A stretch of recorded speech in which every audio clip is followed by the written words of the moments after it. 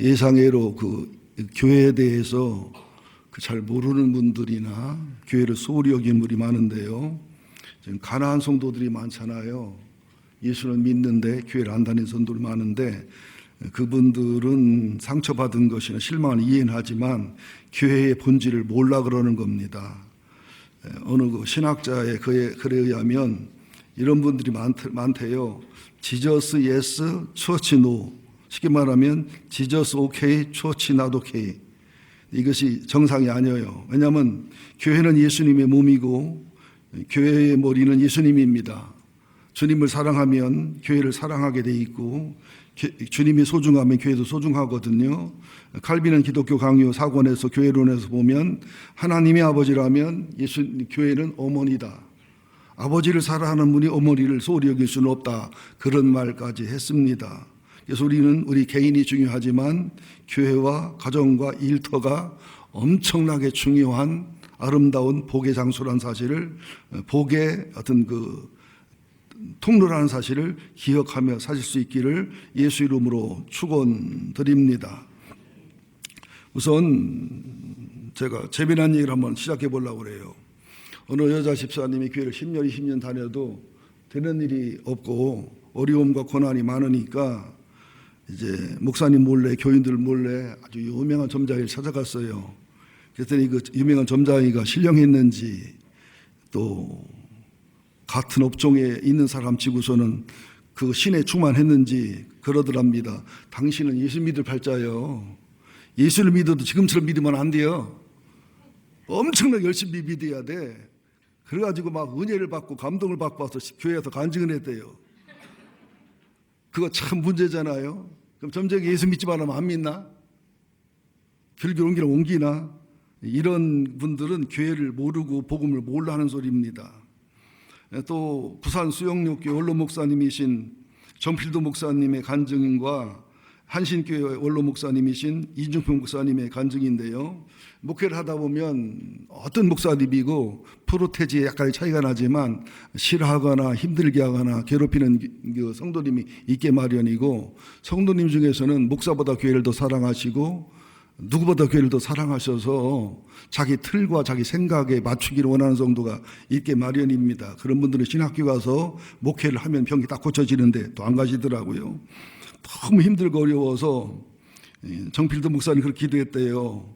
저 사람을 하나님이 데려가시든지 변화시켜 주시든지 내 목회를 그만두게 하든지 밤새 기도했는데 이제 새벽녘에 아침 해가 떠오르는데 마음속에 마음의 소리, 영음의 소리 들려오는데 이 목사 저 목사 이 교회 저 교회 감당 못하고 네가 믿음이 있고 마음이 너그럽고 네가 감당할 만에 너한테 맡겼는데 네가 그런 기도하면 어떡하냐. 그 교인이 문제가 아니라 목사인 네가 문제 아니냐. 그래가지고 많이 우셨대요. 그래서 참 품고 사랑했더니 5년 만에 변화가 돼서 좋은 교인이 됐다, 이런 간증을 하셨고요.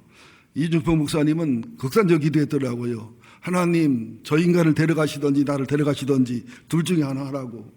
어떤 사람 데려가는 게 이익인지 계산해보고 데려가시라고. 그랬더니 주님의 응답이 바로 오시기를, 야 나도 어떻게 못해봐서 나도 죽었다. 너도 함께 죽어라.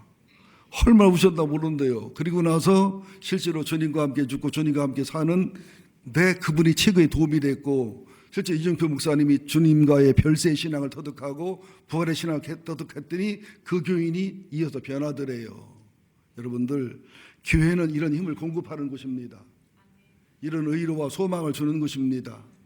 정말로 가정도 나도 소중하지만 교회가 소중하다는 사실을 꼭 아시기를 예수 이름으로 축원드립니다.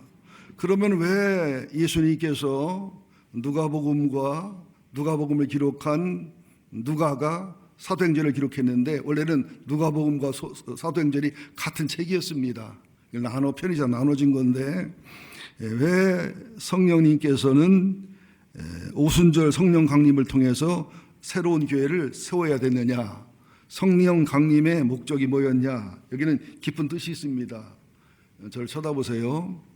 예수님의 사역을 하시면서 늘 기적과 표적과 능력 속에서도 나는 십자가에 죽을 거다, 부활할 거다, 승천할 거다, 내가 가는 게 너희에게 유익하다. 내가 가야 부에서 성령이 온다. 제자들이 하나하나 이해했어요, 못했어요? 여러분들이가 말씀을 잘 못 알아들어도요, 우리가 예수 믿는 거 문제가 많아도요, 12제자들보다 나아요. 제가 볼 때 우리 교인 중에서 12제자보다 못한 사람 하나도 없어. 그들이 성령 강림 후에 변했지, 아니 세상 그렇게 몰라. 왜냐하면 이해가 안 되는 거예요. 죽은 자를 살리고 그 말씀을 전하고, 그때 슈퍼스타 인기가 최고였는데 죽기는 왜 죽냐고요. 이해가 안 되는 거예요.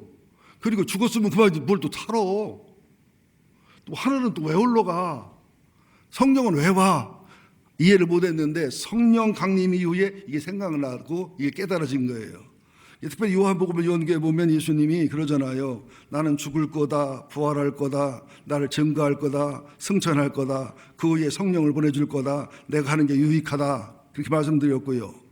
또 사도행전이나 에베소 골로새서를 보면 하나님이신 예수님이 이 교회를 통해서 하나님의 구속사와 하나님의 비밀을 전하기 위해서 교회를 세우시고 주님이 죽으시고 부활하시고 복음의 핵심이다. 또 사도행전을 보면은 1장 7절 8절에 보면 예수 복음의 증인이고 정파자가 되도록 성령으로 함께 할 거다. 여러분들은 성령을 나누고 말씀을 나누는 건데요, 무진장이 무식한 거예요. 어떤 분은 그래요. 어느 교단에 가서는 성령 충만한 은혜를 받고 어느 교회에서는 말씀 충만한 은혜를 받아라. 그것은 무식으로 말하면 충만한 거예요.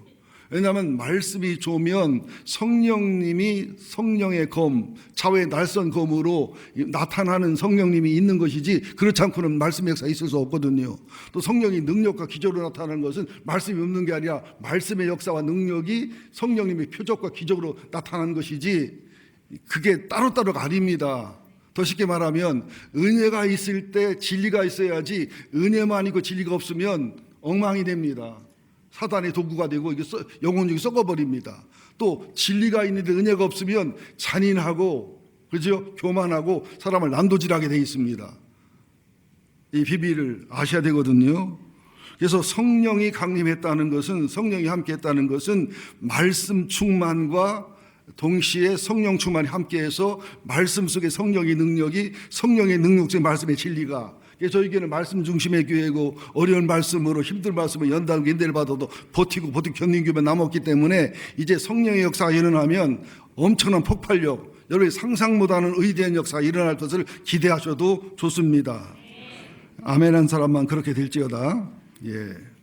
자, 그러면서 여기 이제 비밀이 있는데, 여기 그 사도행전 2장 1절부터 4절을 간단 말씀드릴게요. 우선 사도행전 2장 1절에 보면 오순절 날이 이미 이름에 그들이 다 같이 한 곳에 모였더니, 자, 저 쳐다보세요. 출애굽기 2장을 연구해 보면 애굽에서 이스라엘 백성이 430년 노예로 종살이 하다가 나올 때에 마지막으로 장자를 죽이는, 그저 표적과 이적이 있었잖아요. 10가지가 그냥 표적이 아니에요. 애굽의 신과 여호와의 싸움인 거예요. 예, 그러면서 이제 양과 염소의 피를 바른 집은 6월, 그죠? 사망이 넘어갔잖아요. 6월절이에요. 그리고 6월절은 하루인데 무교절이 일주일인데, 유교절과 무월절이 이어진데, 무교절에는 이제 그 누룩 녹지 않은 맛없는 떡, 쓴나물을 먹고, 그런 것은 예수님이 6월절 어린 양으로 죽으시고 예수의 피와 살을 먹어야 구원받는 것이고, 주님을 믿는 길은 맛없는 떡처럼 세상에 물들지 않은, 세상 문화에 물들지 않은 순수한 말씀과 진리로 사는 것이고, 쓴나물 먹는 것처럼 고난과 고통의 길이지만 영혼육이 사는 길이고 하는 것을 6월절을 통해서 보여주시다가, 6월절 무교절로부터 7, 7, 49 해서 50일째 되는 것이 오순절날이요. 오순절날로 50일 계산하면 그 사이 주님이 십자가에 죽으시고 그 사이에 부활하시고 40일 동안 자기를 증거하시고 승천하시고 승기하신 다음에 온 사건이란 말이죠. 예수님께서는 구약에 있는 모든 절기와 모든 제사를 이루신 거예요. 구약의 레위기가 있다면 신약의 히브리서는 신약의 레위기거든요. 이게 강의를 했기 때문에 여러분 알아들을 거예요. 이게 오순절날. 근데 여기서부터 중요합니다. 120문도가 마가의 다락방에 모여서 지금 기도를 하는데, 기도를 많이 했기 때문에 성령이 강림한 게 아니라 성령이 강림할 때가 강림한 거예요. 그렇기 때문에 성령 강림과 성령 충만을 구분하셔야 돼요. 이게 많은 교파들이 이것 때문에 싸움 나거든요.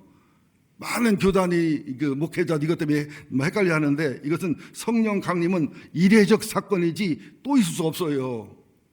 그래서 성령 강림이 기도했다고 온 게 아니라, 지금 열심히 기도 성령 강림은 안 합니다. 충만과 임재는 와도 때가 됐기 때문에 강림이 온 것인데, 이 강림 사건 속에서 먼저 방언을 얘기해 볼게요. 성령 강림할 때의 방언은 무슨 방언이냐면, 여기 2장 8절을 한번 읽어보세요.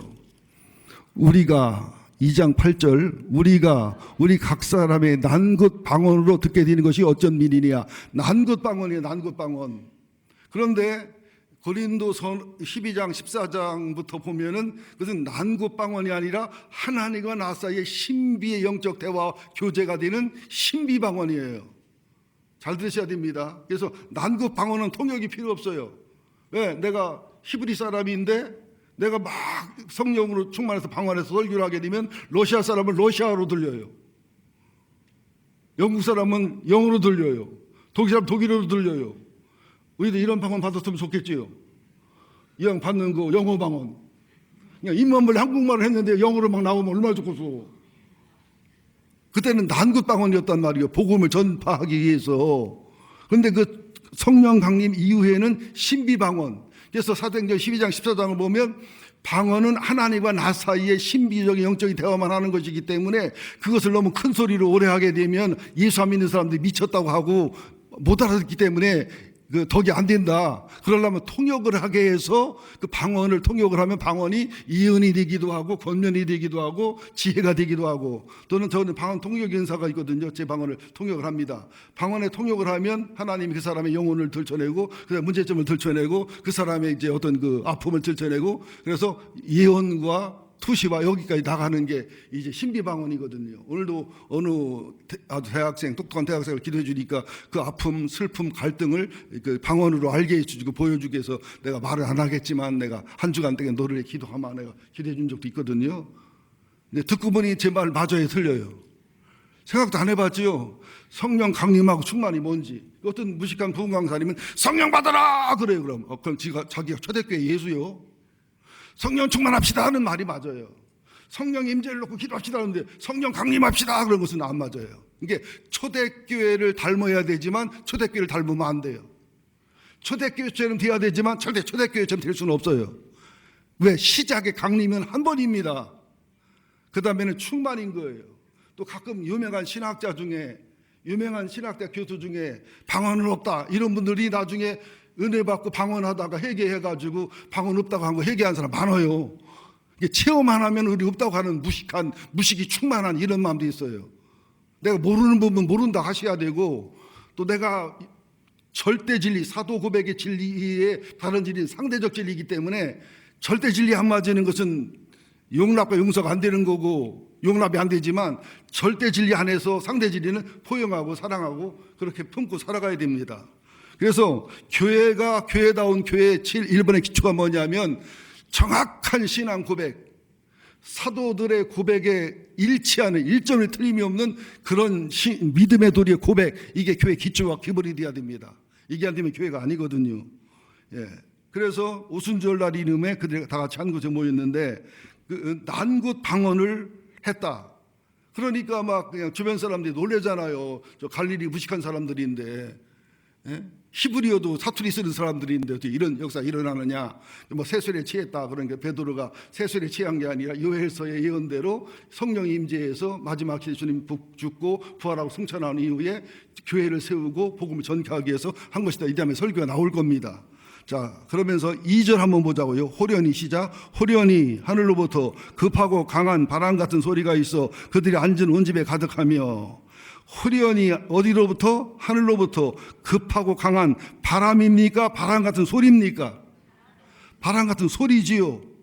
잘 들으셔야 됩니다. 그러니까 어떤 분은 그래요. 성령님이 바람처럼 사도행전 2장 2절, 성령님이 불처럼 사도행전 2장 3절, 성령님이 방언의 역사로 사도행전 2장 4절, 아멘, 아멘. 그럼 또 아멘 하는데 틀린 말은 하는데 좀 무식한 맞는 말이에요.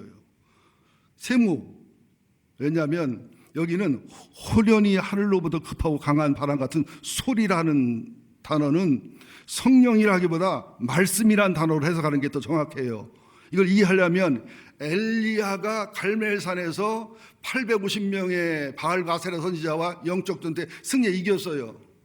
그러고 나서 엘리야는 백성이 다 회개하고 아합과 이세벨이 회개하고 새로워질 줄 알았는데 이세벨이 엘리야를 죽인다고 난리를 치니까 어떤 사람은 그래요. 엘리야가 지쳐 있는데 여자가 죽인다니까 두려워 무서워서 사람이 연약한 모습이다.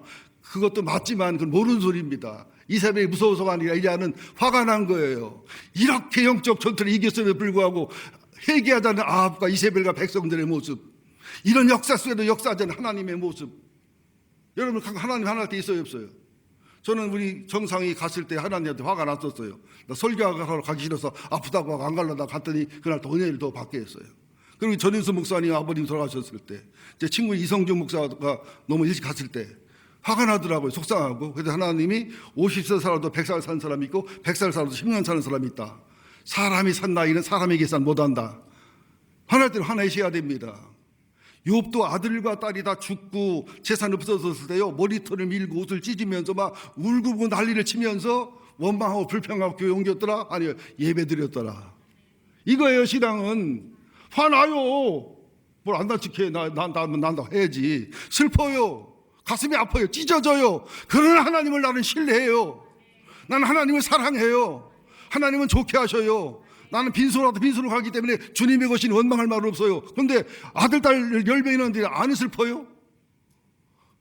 주님이 주셨으니까 데려가신 거지 감사해요. 이런 사람 나중에 미칩니다. 여러분들 감정 표현하세요.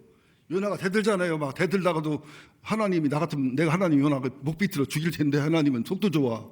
다 들어주고 그렇죠? 나무를 갖다 죽게 하면서 너는 이 나무 하나를 사랑했냐, 나는 이 몇만 명 사랑과 짐승을 사랑하지 않겠냐, 이 깨우쳐 주잖아요.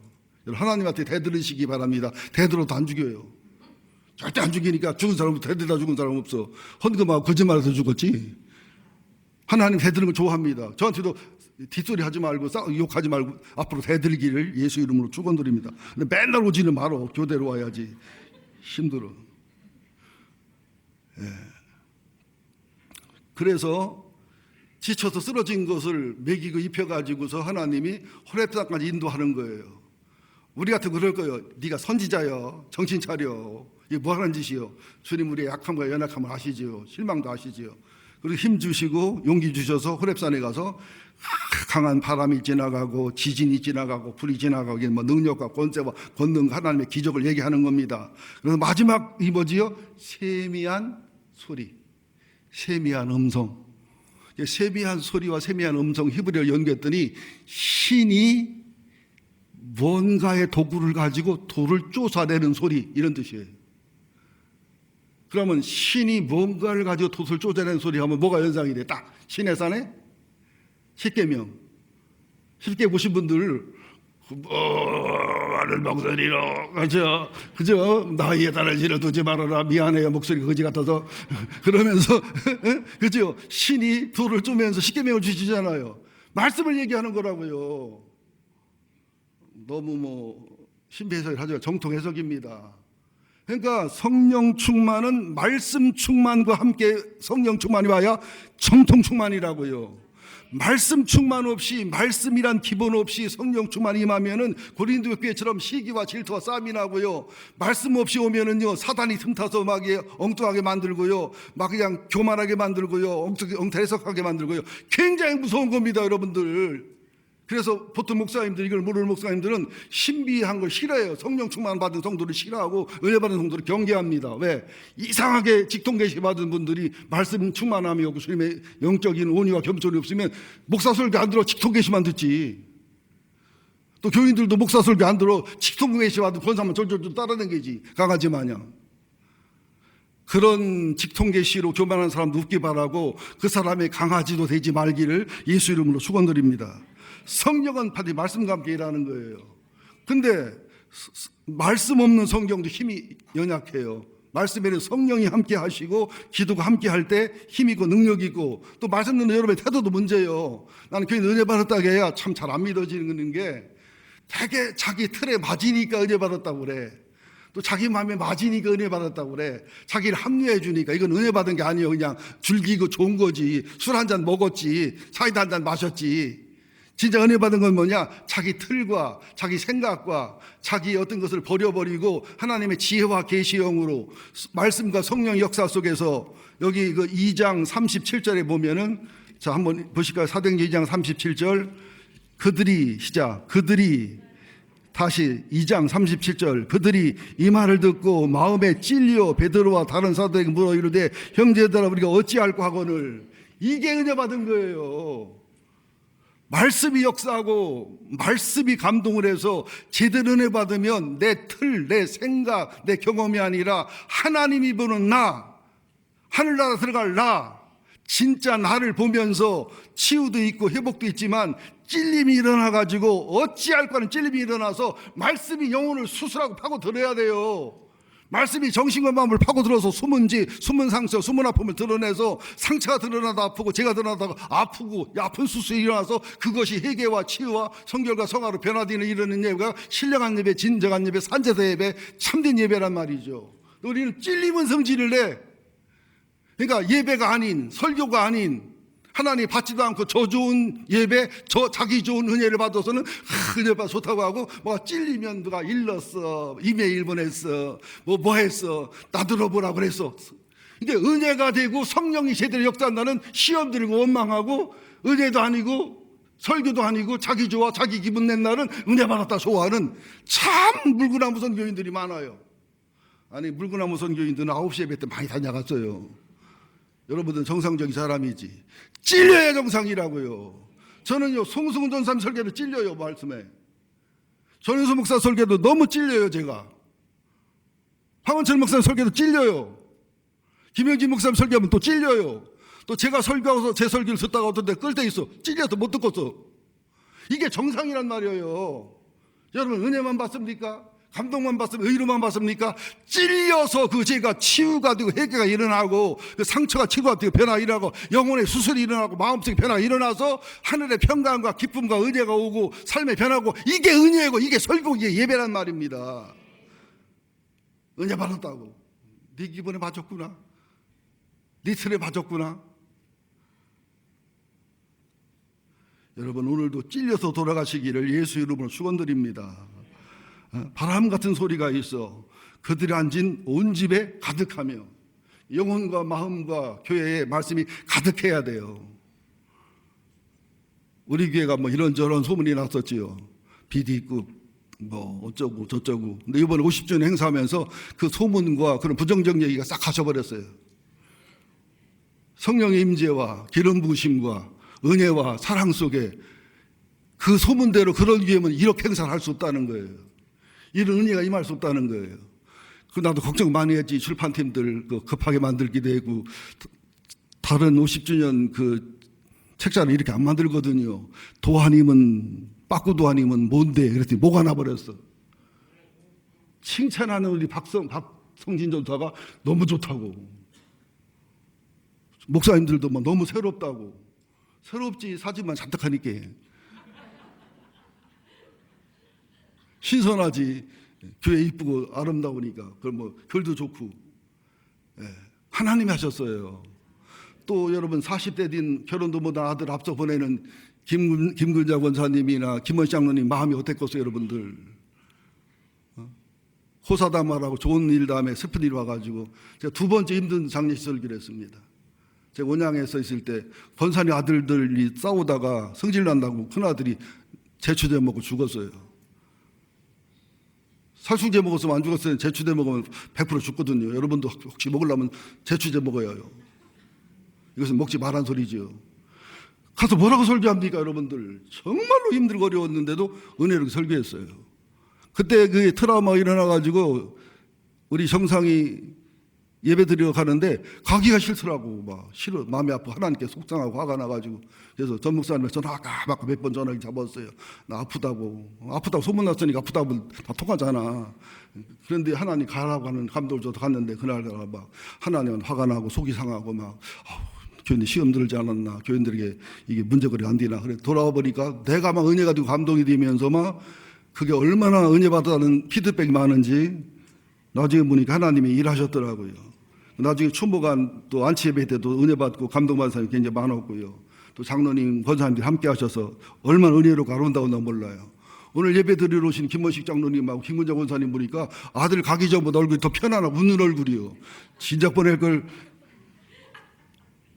이게 하나님이 하시는 일이에요. 이게 성령의 일이에요. 말이 돼요? 자식 보내고 기뻐할 수 있다는 게 말이 돼요, 여러분들? 자식 보내고 감사한 거 하는 게 말이 돼요? 기독교의 힘이에요. 성경의 힘이에요. 말씀의 힘이에요. 예. 아멘 해도 돼요. 그 다음에 3절 뭐라고 그래요? 마치 불의 혀처럼 갈라지는 것들이 그들 위에 보여 각 사람 위에 임하여 있더니, 이건 뭐라 그래요? 불의 혀처럼이에요. 혀가 아니에요. 불의 혀가 갈라진다는 것은 성결과 성화와 정결과 성령의 이제 그 거룩은 갈라놓는다는 뜻, 갈라놓음과 그것이 보여.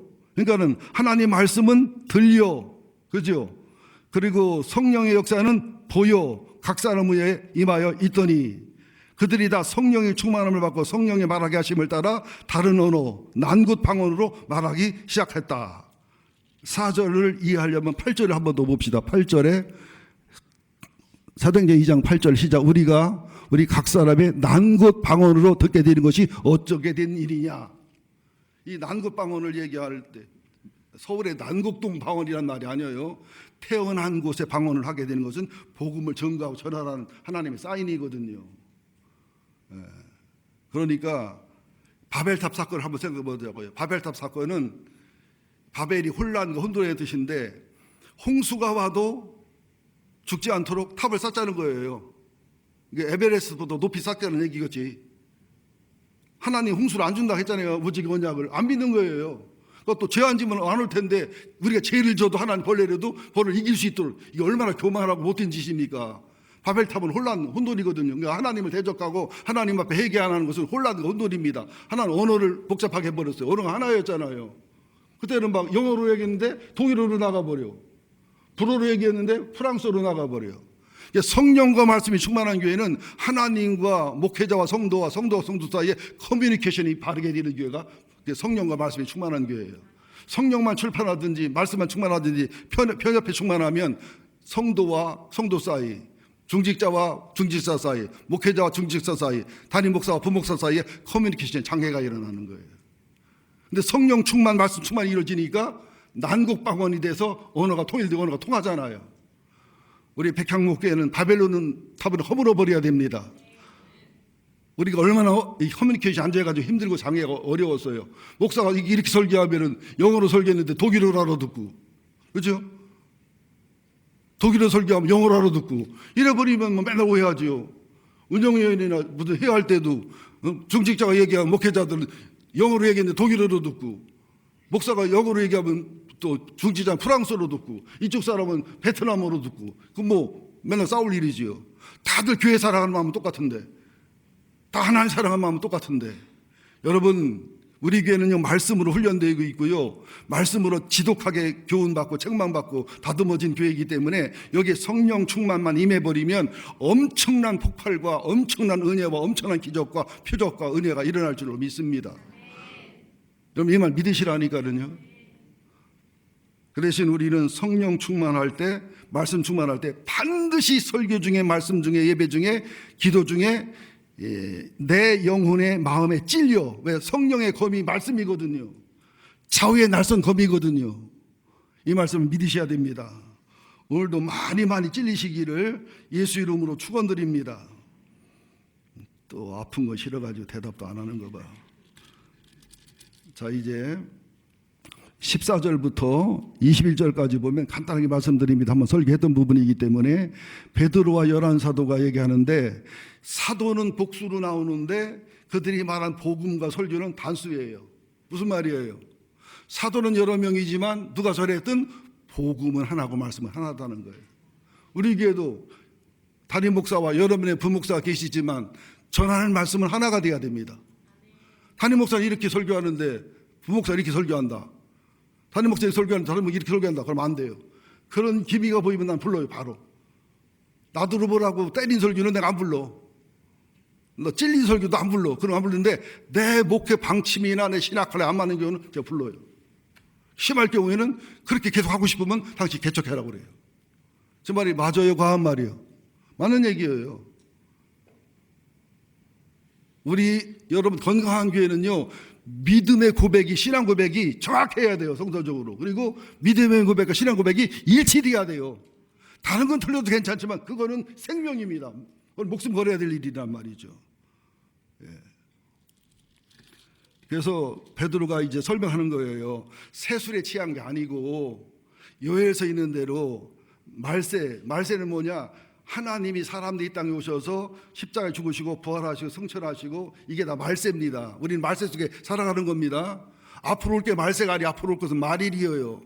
말세에 이런 성령을 부어준다는 그 요엘의 성경이 이루어진 것이지 술 취한 게 아니다. 그러면서 22절부터 36절까지 본격적인 설교를 합니다. 자, 22절 봅시다. 시작. 이스라엘 사람들아, 이 말을 들으라. 너희도 아는 바와 같이 하나님께서 나사렛 예수로 큰 권능과 기사와 표적을 너희 가운데 베푸사 너희 앞에 그를 증언하셨느니라. 그가 하나님께서 정하신 뜻과 미리 하신 대로 내준 바 되었거늘 너희가 법 없는 자들의 손을 빌려 못 박아 죽였으나 하나님이 그를 사망의 고통에서 풀리게 살리셨으니 이는 그가 사망에 매여 있을 수 없음이더라. 자, 이 중에서 22, 23절이 뭐냐?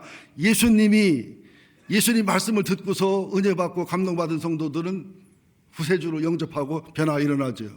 하나님을 바르게 믿은 유대교 신앙이 바른 사람들은 예수의 말씀에 변화가 일어나지만 이게 안 되는 사람들은 내 표적을 보고 내 권능을 보고 내 기적을 보고 내 표적을 보고라도 하나님 아들을 믿어라.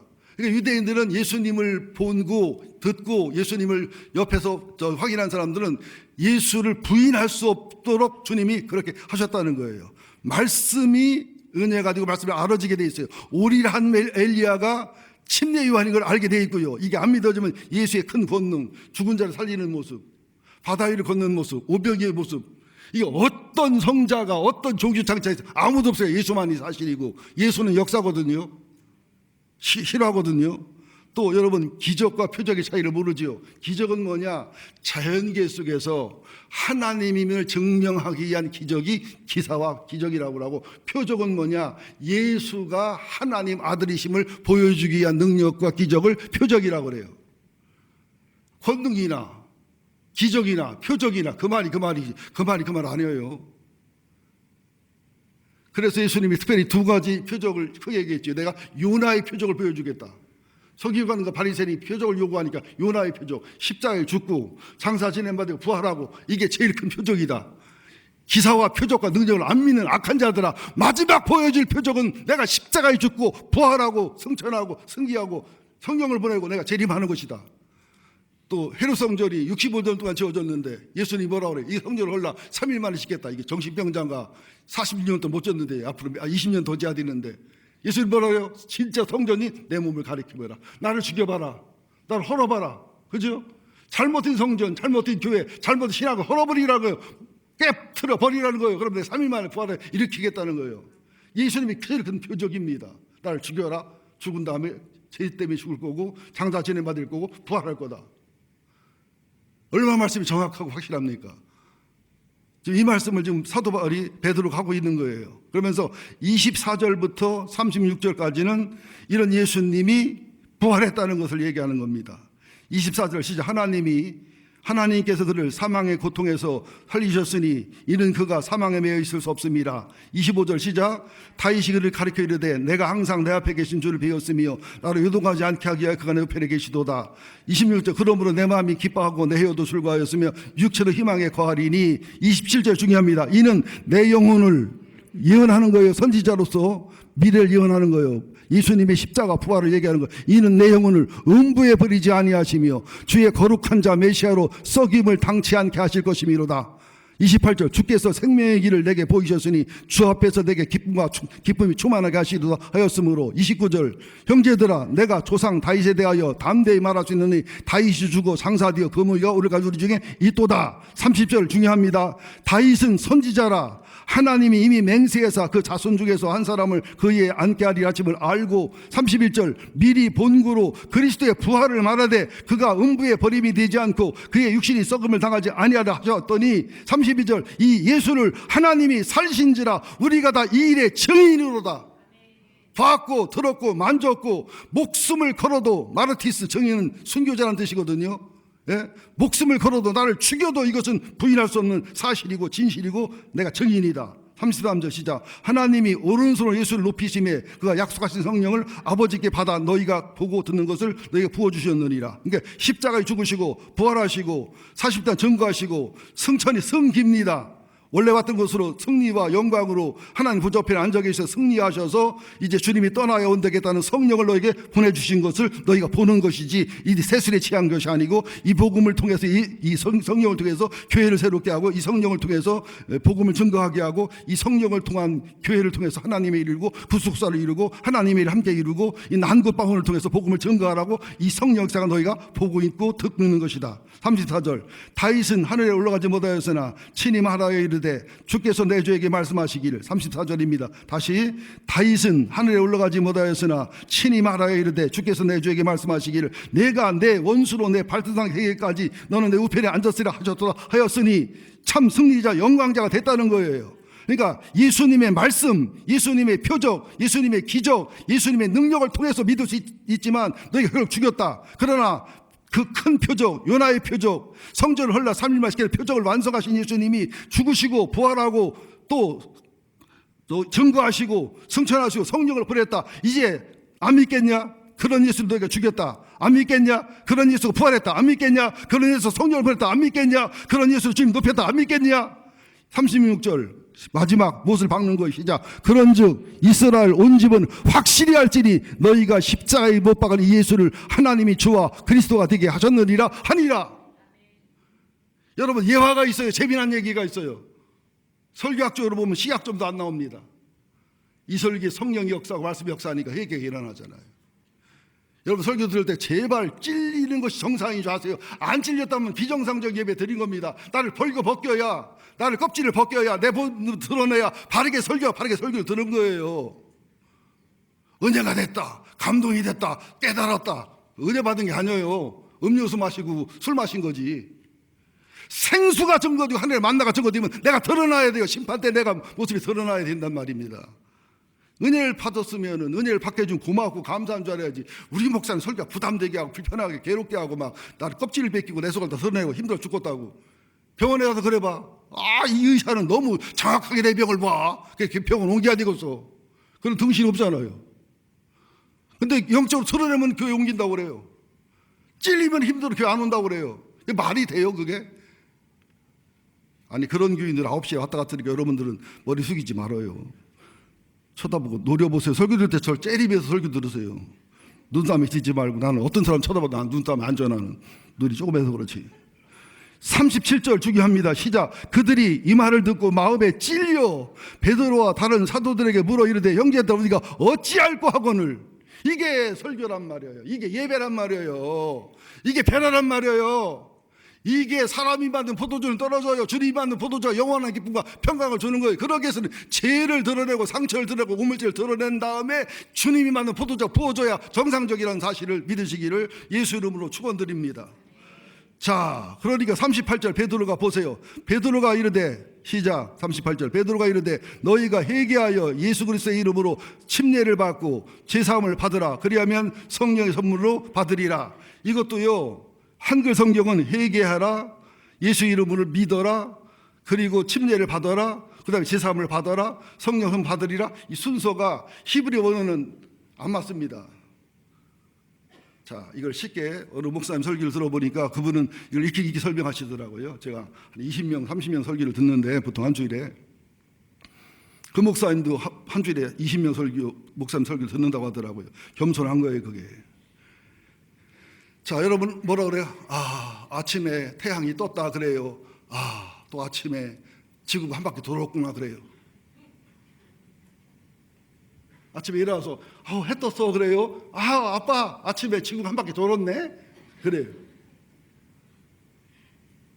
그 표현이에요. 그 표현. 이게 이거를 히브리 원어대로 말하면 먼저 성령이 임하고 그다음에 중생에서 예수를 영접하고 그래서 회개의 마음을 부어줘 회개하게 하고 그래서 성령의 선물을 받고 그래서 제사함을 받고 그래서 그 증거와 증표로 하나님과 사람 앞에 침례를 받고 이 순서가 맞는 거예요. 여러분 역사적으로는 십자가, 부활, 성령님 이 순서지요. 근데 우리들의 실제 신앙 역사는 어때요? 십자가, 부활, 성령 그래요? 아니에요. 성령이 내주 성령의 충만함 속에서 십자가를 믿다가 십자가에서 죽어서 부활을 이루고 그죠? 성령도 충만해지는 게 또 계속 이어지고 그죠? 역사는 십자가, 시간, 인간 역사는 십자가, 인간 시간은 십자가, 부활, 성령인데 영적으로는 성령님, 그 다음에 부활이나 십자가가 동시에 믿어지거나 십자가 믿어지고 부활 안 믿어지거나 그죠? 십자가 다음에 부활이거나 거꾸로지요. 여러분 믿습니까? 이게 하나님의 일을 우리 머리로 계산하고 따지면 안 돼요. 그래서 말씀은 들어서는 소용없습니다. 통신으로 특히 배워요? 집에서 통신으로 수영 배운 사람 없어요. 근데 우리 성도들은 자꾸 사이버로 예수를 배우려고 그래. 교회에서만 아니에요. 삶에 부대면서 가정의 현장에서 직장의 현장에서 일터에서 우리는 말씀을 이뤄가는 것입니다. 예? 자, 그러면서 39절부터 42절 읽고 마치겠습니다. 이 약속은 너희와 너희 자녀와 모든 먼데 사람 곧 우리 주 하나님 얼마든지 부르신 자들에게 하신 것이라 하고 또 여러 말로 확증하며 권하여 이르되 너희가 이 패역한 세대에서 구원을 받으라니 이 시대가 패역한 시대입니다. 아들 딸 키우기 힘들어요. 요새 애들 설교 안 들어요. 믿음의 세대 이어가기 다음 믿음의 세대가 돼야 되는데 다음 세대가 넥스트 제너레이션이 돼야 되는데 어나더 제너레이션이 된다고요. 여러분 인생에 가장 성공하고 자식 키우는데 성공한 사람은 넥스트 제너레이션이 돼야지 어나더 제너레이션이 되는 것은 실패한 겁니다. 네? 41절 그 말을 받은 사람들은 침례를 받음에 이날 신도의 수가 3,000이나 더하더라. 그들의 사도의 가르침을 받아 서로 교제하고 떡을 떼며 오로지 기도하기를 힘쓰니라. 120명의 성령 강림의 사람들과 베드로 설교를 통한 3,000명이니까 다 합하면 한 2만 명의 사람들이 초대교회를 이루는 모습이에요. 그리고 이제 세 번째 초대교회 모습은 지금 하면 시험 들고 안 될 테니까 다음 주 한 번 더 하겠습니다. 그러면서 이제 마지막으로 여러분들에게 내가 소개했나 모르겠네요. 이 책을 꼭 읽으시기를 말로 하면 잘 안 듣더라고요. 참된 교회로 돌아오라. 박순영 목사님이 쓴 책인데 생명의 말씀서 책입니다. 교회로는 딱딱하고 재미가 없는데 이거는 쉽고 간략하고 아주 교회론을 잘 설명한 책이에요. 여러분 교회를 사랑하셔야 됩니다. 교회는 주님의 몸이에요. 교회의 머리는 주님이셔요. 가난한 성도가 될 것은 비정상입니다. 정상적 설교는요, 예수도 오케이, 교회도 오케이 그래야 돼요. 예수는 오케이인데 교회는 나도 오케이다. 이것은 교회를 모르는 사람들입니다.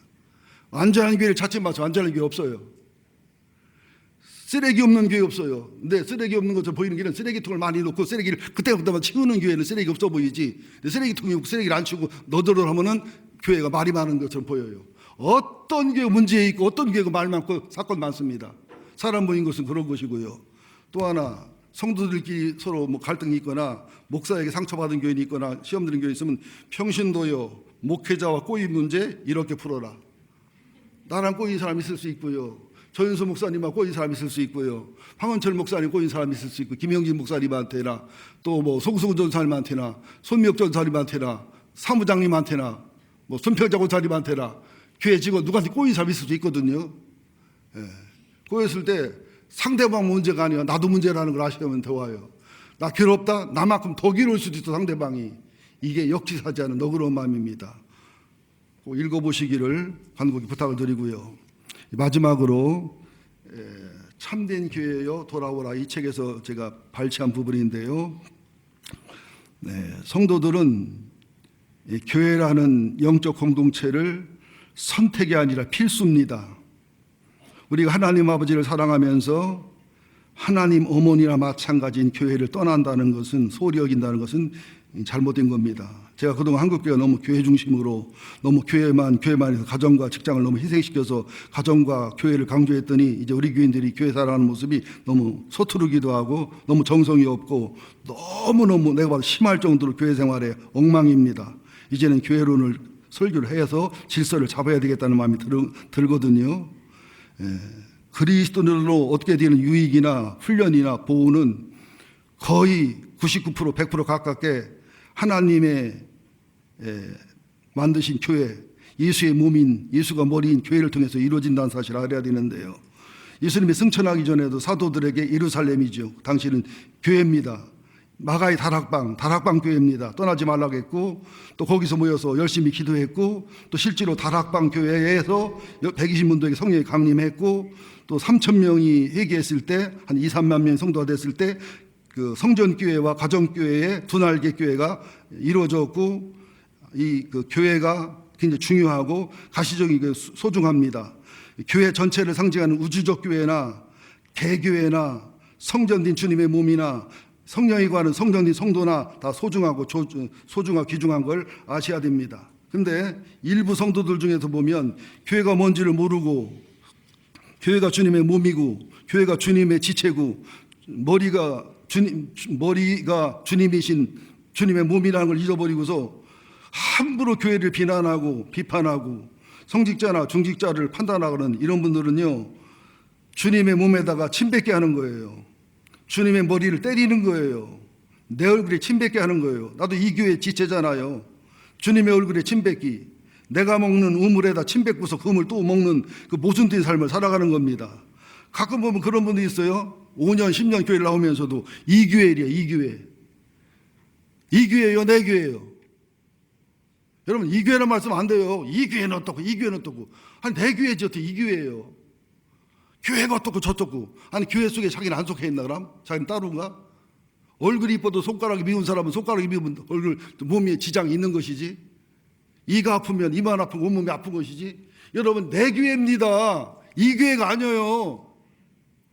이 교회가 내 교회가 돼야 되고 내 교회가 내 사랑이 돼야 되고 내 사랑이 내 생명 같은 교회가 돼야 된다. 정상이다 이 말이죠. 이 교회 저 교회. 탕자 형이 어떻게 말합니까? 탕자가 돌아오니까 아버지한테 당신의 이 아들이, 그런 싸가지 없는 어디서 세상에 지 동생 보고서 당신의 이 아들이. 나는 상관없다는 얘기 아니겠어요? 그러면 탕자가 그 아버지랑 상관없으면 저는 탕자보다 더 악하고 못된 놈이에요. 평생 불효한 놈, 평생 아버지만 골병 들게 한 놈은 그 아들이에요. 잠깐 속썩이고 돌아왔지만 그 아들은 회개하고 자기를 발견했고 두고도 은혜와 사랑 속에 아버지 섬긴 올바른 사람이 작은 아들이란 말이에요. 이걸 모르고 이 아들이, 그럼 너는 저 아들이겠다 이 새끼야. 우리가 이 기회에 벤치로 이빨 뽑을지 몰라요. 그런 소리 하는 거 아니에요. 그리고 여러분들 교회 욕하면 내 얼굴에 침 뱉기지. 여러분 솔직히 한 얘기로 얘기해볼까? 여러분 주일학교 다니는 아이가 있는데, 학생 다니는 아이가 있는데 담임 목사님이 아니면 담당 목사님이 담당 부장과 교사가 아들을 막 욕하면 맞아 우리 아들 모질라요 언제 그런 특이한 현상이 있어. 그럽니까? 화가 나고 속이 상해서 막 그냥 난리가 납니까? 자기 아들 욕하는 건 못 견디잖아. 자기 딸 문제 있는 거, 문제가 분명히 있는데도 있다고 하면 난리가 나잖아요. 어떤 집사가 와서 신랑을 욕하길래 듣다 나도 한마디 욕했더니 얼굴색이 싹 변하면서 그래 좋은 점 많아요. 저를 욕해도 되고 나 욕하면 안 된다는 얘기지. 그러면서 주님의 몸된 교회를 왜 욕하느냐고. 자기가 그 몸의 지체인데 자기 얼굴에 침 뱉기지. 목사 설교 어떻고 저쩌고 그 저기 왜 쳐먹어. 자기가 침 뱉은 우물 마시는 거지 그게. 그래 안 그래요? 이런 모습이 어디 있냔 말이에요 여러분들. 또 그렇게 말하는 분들은 집사로 제대로 했어요? 성도로 제대로 했어요? 나는 여러분 책망하는 게 아니라 이제 50년을 지났으니까 주님의 동행과 언약과 회복과 그저 비전 속에 참복을 이루자고 하는 거예요. 나는 운영회만 하면은 가슴이 두근거려. 설교하려면 두근거려. 왜? 말을 이상하게 들어. 영어로 했는데 독일어로 듣고 앉았고, 독일어 했는데 영어로 듣고 앉았고, 운영회에서 이 말하면 이 말 해야 되나 뭐로 난리가 날 건데 그래서 이렇게 할 테고 저렇게 할 텐데, 이게 안수집사 장로가 무서워서가 아니라 경외해서가 아니라 반응이 20년 30년 그러다 보니까. 우리 백향목교회 유일한 약점이 뭐냐, 40년 50년 내려오면서 목회자를 이렇게 아프게 보낸 옛날의 경험들, 성도들만 나쁜 게 아니라 목회자가 문제가 많았어요. 내가 봐도 그 경험들. 그러다 보니까 순종과 복종을 못 배우기도 하면서 사람은 좋은데 뒷소리를 많이 해, 뒷말들을 많이 해. 나보고 뭐 돈을 좋아한다라 뭐 한다. 내가 돈 좋아하면 아파트를 몇 채 사놨지 지금. 나는 돈을 좋아하는 게 아니라 돈에 개념이 없어. 네 돈인지 내 돈인지를 몰라. 돈에 욕심이 없기 때문에. 돈에 개념이 없지 전 돈 좋아한 적 없어요. 또 요새는 또 뭐 여자 좋아한다나. 내가 누구랑 썸씽 있고 애니스 있으면 얘기해봐. 나는 총각 때부터요, 이게 그 특이한 어떤 그 몸에 증상이 있어가지고 결혼의 기쁨이나 성사의 기쁨을 거의 모르고 살아왔어요. 평생토록. 이런 얘기까지 하네요. 여자 관심 없어져요. 하나님 반강제로, 고자는 아닌데 성자도 아닌데 고자 반 성자 반을 저를 만들었어요. 여자 관심 없다니까. 저는 명예 관심, 명예 있으면 내가 지방회장 뭐 총회장 안 하고 있는데 뭐 장하는 거 뭐 장 뭐는 거 없잖아요. 장 안 하잖아요. 그냥 여러분 사랑하고 교회 생각하고, 아내 나는 이태리 가서 나는 힘심하고 이럴 줄 알았더니 생각도 안 나. 왜? 설교 준비해야지, 상담해야지, 교회 학교에 부부 학교 해야지, 뭐 멘토링 해야지, 여러분 상담해야지, 여러분 사랑해야지, 여러분 기도해야지. 여러분 하나하나가 다 사랑이요. 그냥 여러분 이름 부르면 눈물이 막 나게 사랑스럽고 아름답고, 봐 얼마나 이쁜가, 얼마나 아름다운가, 사랑스러운가, 사연들 얼마나 많은가, 소설 얼마나. 한 사람 짚어보면 아프고 슬픈 사람, 외로운 사람, 고독한 사람, 시험 든 사람, 지랄배기 삐지는 사람, 별산 다 있잖아. 이게 스릴과 서스펜스 넘쳐가지고 바쁘고 해가지고 심심할 새가 없어. 아내한테는 보고 싶었다고 해야지. 보고 싶게 해줘요. 근데 주님 고대가를 몇 번 불렀어. 낮에나 밤에나 이상한 구름만 떠도 행여나 성난이 오시는가 봐. 멀리 고개 들고 바라보는 맘. 그래서 카톡을 찍어 보냈더니 좋아가지고 입 이만큼 벌어졌더라고. 반은 거짓말인데. 아내 사랑해요. 근데 아내 없어도 살겠더라고. 밥만 해주면 돼. 반찬만 갖다 주면. 이것은 아내를 사랑 안 한다는 소리가 아니라 마지막 친구는 예수 그리스도예요. 제 아내가 저한테는 은인이고 영웅입니다. 제 주소록에 보면 나의 영웅 장성란. 주님이 오른쪽에 큰 영웅, 아내는 작은 영웅. 근데 그런 작은 영웅도 큰 영웅하고 비교하면 조족지혈이요. 주님 없이는 못 살아도 아내 없이는 살 수 있겠더라고요. 그렇다고 저 목사 아내 주라 기도하는 거 아니에요. 기도는 안 해요. 또 이런 얘기 또 예배 끝나고 바로 카톡으로 바로 갈게요. 또 목사님이 그랬다고 죽일게요. 그냥 알기만 하면. 예, 그래서 교회 다니면서도, 여기는 중요하기 때문에 시간 가도 들으세요. 교회 다니면서도 개인적이고 이기적이고 자아망상적이고 자아도취적이고 종교 기죽적인 사람이 많아요. 그러다 보니까 내 틀에 안 맞으면 틀린 거예요. 내 생각대로 안 되면 화가 나는 거예요. 나를 안 알아주면 막 속이 상하는 거예요. 그러면서 내가 먼저요, 교회보다. 내 체면이 먼저고. 이것은 예수를 잘못 믿는 겁니다. 신앙생활 잘못하고 영적으로 아주 연약한 겁니다. 모든 성도들은 그리스도 몸 안에서 지체로 묶여져 있어요. 그래서 약하고 결합이 있더라도 서로 용납하고 용서하고 거룩함과 성결을 추구하며 연합을 추구해야 되고, 머리 되신 주님을 닮고자 해야 됩니다. 머리 되신 주님의 뜻을 따라가야 돼요. 머리는 하라는데 몸이 안 하면 병든 거 아니겠어요? 주인이신 예수님 말을 들어야 돼요.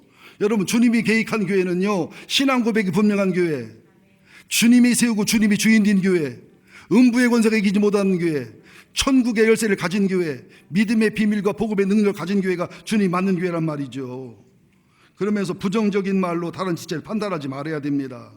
모자란 부분을 채워줘야 돼요. 부부싸움도요, 서로 고치고 비난하면요 원수가 돼요. 부족한 걸 볼 때마다 사명으로 알고서 사랑하고 섬겨야 되는데요, 교회를 비난하거나 문제를 비난하는 사람들은 그쪽에 은사가 있고 능력이 있는 사람들이에요. 그러면 그쪽으로 은사가 있고 능력이 있어 보이니까 일을 하라고. 근데 비난은 비난대로 하고 일 시키면 일은 안 하고, 비난은 비난대로 일 시켜놓으면 일은 안 하고 말만 많고, 그러면 고약한 사람이지요. 그런 사람 우리 교회도 한 5사람 돼. 회개해야 돼요. 비판적인 말을 했으면 그 일에 들어가라니까. 부정적인 얘기를 했으면 그 일에 들어가서 감당해서 그 일을 채우라니까. 채우도 못하고 일도 못하고 비판만 하고 판단만 하고 비난만 하고 난도질만 하고 하는 거 없고. 그래 목사가 뭐 여자 좋아하네, 목사가 돈 좋아하네, 명예 좋아하네. 그럼 새로운 신자들은 목사님 은혜 받고 막 설계 감동 받고 세상에 이런 목사 없어 어머머 그러다 건소리 몇 번만 들으면은 설교 들으면서 에이 돈 좋아하는 목사, 여자 좋아하는 목사, 이 가려요. 영혼을 버려버려요. 왜 그걸 몰라요? 교회를 다닌 중직자고 장로고 권사고 오래된 교인이면 목사님이 문제 있다고 해도 그건 오해라고 풀어줘야지. 그래요 안 그래요? 변호해 줘야지. 목사는 힘이 없어요. 덕과 사랑을 쌓기는 30년 40년 걸리는데 5명만 10명만 작심해서 한 달 헐어버리면 허물어집니다. 제 친구 목사는 7,000명 모이는 교회였는데 교인 2,000명 줄었어요. 왜? 나중에 보니까 250명이 신천지가 들어와 있더랴. 250명이 전부 장로, 권사, 목자. 그러니까 신천지인 걸 알면서도 그 말 듣고 혹하고 그 말 요동돼가지고 교회 다 2,000명 남았어요 지금. 이렇게 무서운 거예요. 부정적인 말이, 비판적인 말이. 바벨탑을 쌓는 언어에 혼란이 오지 말고 성령과 말씀으로 충만해서 커뮤니케이션이 되고 영의 말이 통하는 교회가 되면 바로 부흥됩니다. 여러분들, 하나님 역사가 바로 일어나서 하나님 표적과 기적과 은사와 능력과 이제 부채를 갚아줌과 영적 탕감이 일어나는 기적을 여러분이 보시게 될 겁니다. 나를 위해서가 아니라 중직자나 분목회자를 위해서 아니라 교회를 사랑하고 하나님 사랑함으로 그 일에 최선을 다하시는 여러분 되기를 예수 이름으로 축원드립니다. 기도하시겠습니다. 하나님, 우리가 좋은 교회지만 좀 말이 많은 교회입니다. 좋은 교회지만 교인들을 편하게 해주고 침례교회라 권위와 질서를 잡지 않다 보니 목회자를 함부로 얘기하고 판단하고 교회를 함부로 판단하고 비난하는 잘못된 버릇이 있는 교회가 되어버렸습니다. 남의 눈에 티는 보고 내 눈에 들보를 보지 못하는 죄를 용서하여 주옵소서. 오늘도 설교에 영혼이 찔리기를 원합니다. 마음이 찔리기를 원합니다. 변화가 일어나게 도와주시옵소서. 비판적인 말을 했으면, 비난적인 말을 했으면 내가 거기 들어가서 잘하고 더 잘해야 됩니다. 그렇지 못하면 입 다물고 있는 것이 교회를 사랑하고 하나님 공동체를 사랑한다는 것을 알게 하여 주옵소서. 사람을 세우는 것은 30년 걸리지만 허무는 것은 두세 사람, 서너 사람만 모아지면 한 달이면 허물 수 있습니다. 이게 마귀의 무서운 역사임을 알게 하여 주옵소서. 이 성전을 헐라 내가 3일 만에 지으리라. 주님의 표적이 나타나는 말씀과 성령의 능력 있는 거룩한 교회로 축복하여 주옵소서. 예수님의 이름으로 기도합니다. 아멘.